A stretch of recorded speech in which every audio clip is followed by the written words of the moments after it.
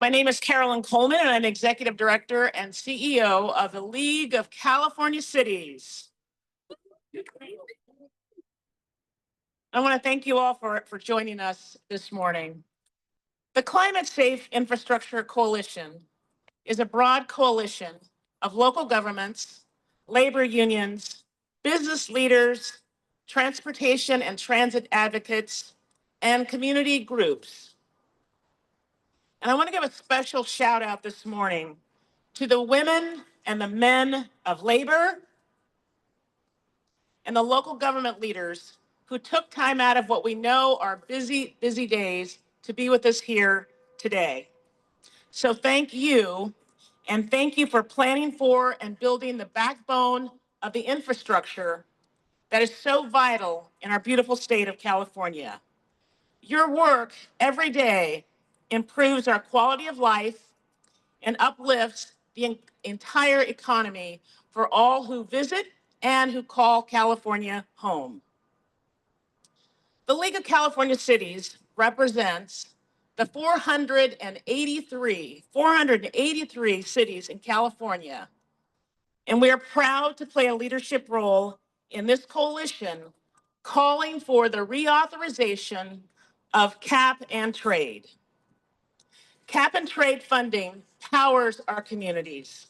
It helps our cities meet the state's climate goals, strengthens our economy, and accelerates what we know is so important in our state, the production of affordable housing. The investments from the Greenhouse Gas Reduction Fund have contributed to over 1,200 new projects, boosting affordable housing and building, importantly, more climate resilient communities across the state. Now, this includes a new community in Dinuba in the Central Valley with 44 affordable homes, a carpool program, and solar and water conservation features. There's also Anchor Place, a 120-unit affordable housing project in Long Beach that serves veterans and unhoused residents. Or right over the bridge in front of us in West Sacramento, where the thriving River District is booming with affordable housing, transit-oriented infrastructure, and the A's. Cap and trade is critical to building resilient and sustainable cities, and now is the time for the state to continue to move this important program forward. We cannot afford to lose momentum. We need lawmakers and the governor to reauthorize cap and trade this session. Reauthorizing this program, it's funding that's a win for our cities, a win for the state, and a win for Californians. And now it is my pleasure to invite to the podium Michael Quigley, the CEO of the Alliance for Jobs.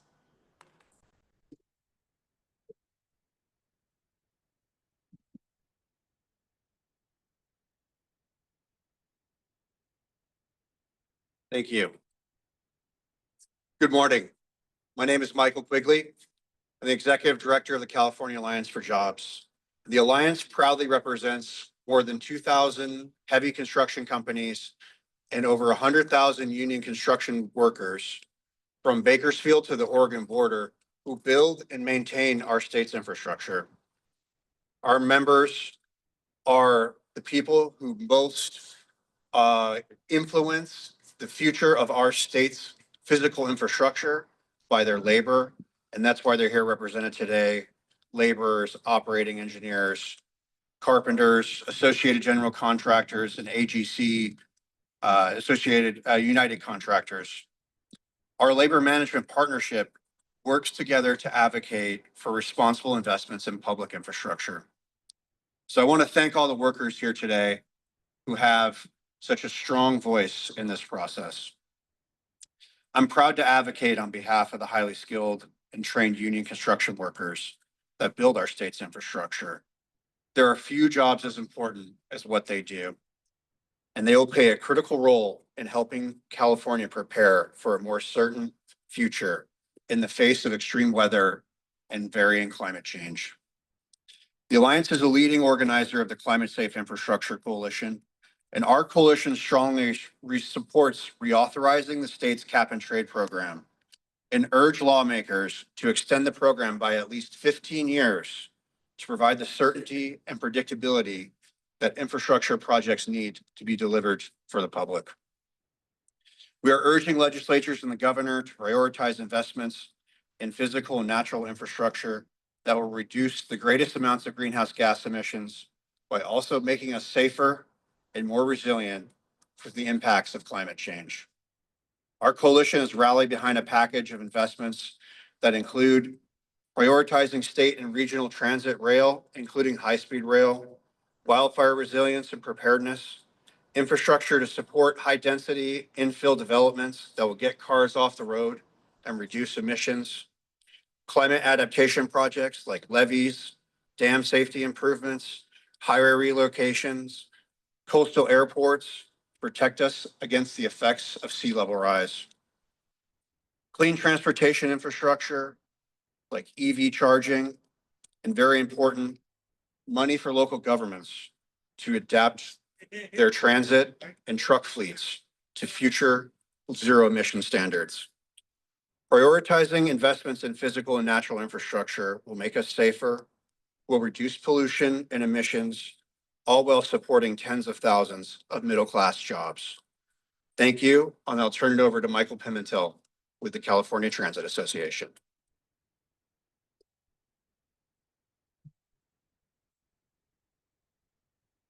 Hi, good morning, everyone. I'm Michael Pimentel, Executive Director of the California Transit Association, representing 85 of California's public transit agencies and more than 220 member organizations nationwide.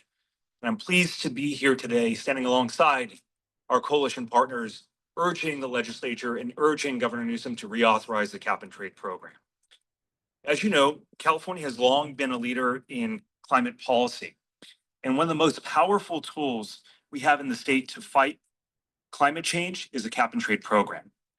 Cap and trade investments pack a powerful punch, reducing harmful greenhouse gas emissions, improving air quality, and investing directly in our communities. The investments the program has made in public transit are among the most effective in delivering these outcomes. Since it was created, the cap and trade program has provided critical investments in our state's public transit systems, providing needed funding to aid in more accessible, frequent, and reliable transportation that give Californians a real alternative to driving. To date, the cap and trade program has invested more than $2.5 billion in 245 transformative transit projects statewide, and this investment is equivalent to taking 5.3 million gas-powered cars off the road annually. We urge the legislature to hold the line on this level of investment or to expand on it if we want to make true progress on our climate change goals. These projects, they're vital to all Californians. And we're talking about investments like here in Sacramento, new light rail vehicles, more urban infill stations, and double tracking to increase our rail service frequency.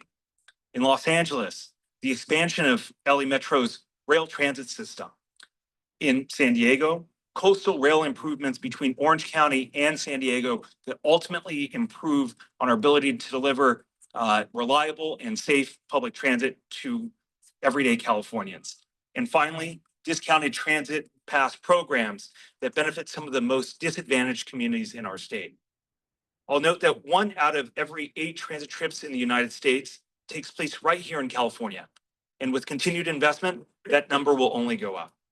Let's continue to support smart climate policy and public transit systems that work for everyone. Together, we can move California forward sustainably. Thank you, and now I'll introduce Gus Flores, Director of Legislative Affairs for the United Contractors.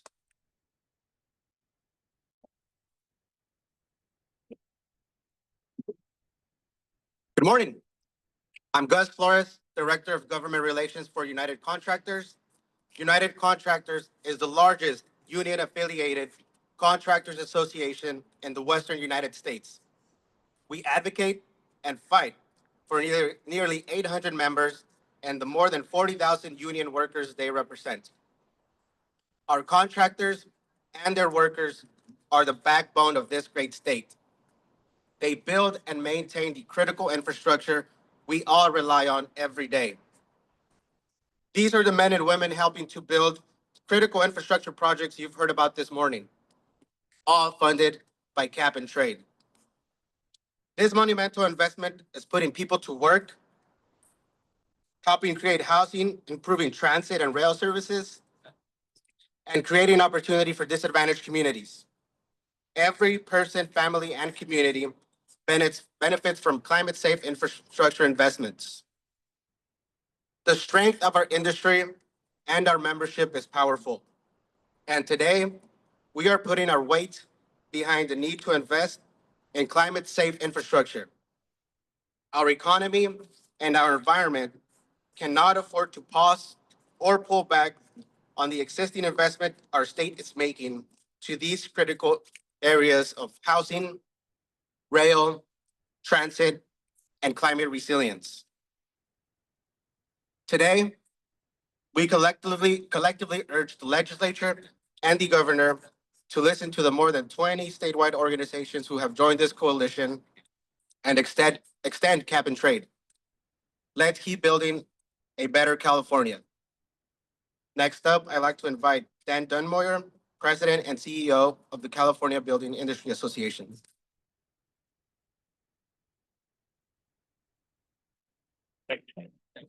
Well, good morning. My name is Dan Dunmoyer. I serve as President and CEO of the California Building Industry Association.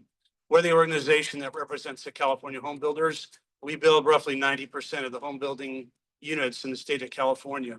I'm pleased today because we're uniting as both local government, uniting as labor, uniting as business community, and together coming forward with a commitment to building California for the future. Specifically, we're dealing with two issues in California that are profound. One is our climate crisis. We see every day with the fires we have, even one burning in Southern California just yesterday, that severe weather is creating severe fires and is making it hard for us to build homes in California and find insurance. As you know, you can't buy a home without a loan and without insurance. Second, as has been noted by my colleagues, we are dealing with the need for more housing. We call it a housing policy crisis. We at the California Building Industry Association are committed to building more homes. To do that well, we need to have better infrastructure, more infrastructure, and thus our partnership with the cities and labor, because with them, we build what's underneath our homes and make our homes so beautiful. And LIUNA builds all the horizontal for our homes throughout the state of California. So as a result, this is a partnership of building more homes, more infrastructure. So that's why we too support the governor and the legislature acting quickly and directly to renew the cap and trade program. As someone who helped negotiate the original bill, AB 32 with Governor Schwarzenegger, we have come a long way on this issue, but we have a long way to go. And it's important that these partnerships that we are showing you here today shows that we are committed to building a better future for California in a united front. Last thing I'll say is we have taken steps, and the governor and the legislature should be applauded for helping us address some of the needs to removing impediments to building affordable housing, but more needs to be done. And with a partnership in the use of cap and trade, we can accomplish building more housing in a resilient, fire-safe way to provide the most fire-safe, environmentally friendly least water use homes in the United States. So we look forward to this moving forward, the legislature and the governor acting quickly to renew this commitment to our state. And for that, we thank you for joining us today. We're going to open up now for any questions, and depending on who you ask, they'll answer appropriately. So thank you for joining us.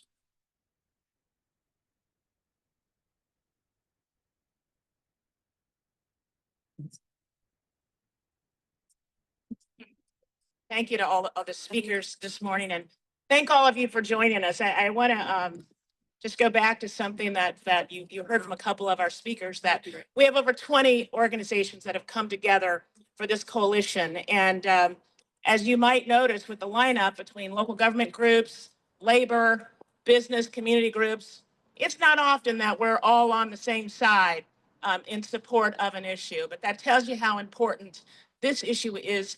And we hope that by being here today, we're sending a very strong message to the legislature and the governor that now is the time to reauthorize cap and trade. We are happy to open it up for any questions.